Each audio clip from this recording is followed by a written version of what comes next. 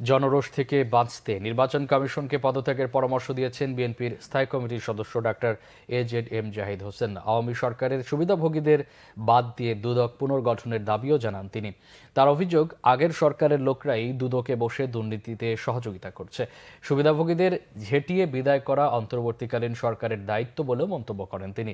নয়াপল্টন বিএনপির কেন্দ্রীয় কার্যালয়ে ত্রাণ সংগ্রহ কর্মসূচি অনুষ্ঠানে সব কথা বলেন ডাক্তার এজেড হোসেন। তিনি জানান, এবারের বন্যায় 13 কোটি টাকারও বেশি ত্রাণ বিতরণ করা হয়েছে। বিগত সরকারের সুবিধাভোগী নৈতিকভাবে দুর্বল লোকদের ত্রাণ সহায়তা গ্রহণ করছে না বিএনপি।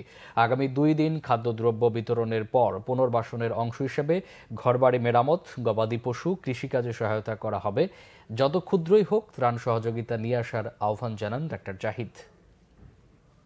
বসে আছে, আমি মনে করি যে এই নির্বাচন কমিশন বোধোদয় হওয়া উচিত, পদত্যাগ করে নিজেদের জনগণের রোষ থেকে বাঁচার জন্য পদত্যাগ করে এই সরকারকে সুযোগ দেওয়া উচিত নতুন নির্বাচন কমিশনের। তা না হলে সত্যিকার অর্থে জনরোষ থেকে কেউ রক্ষা পাবে না।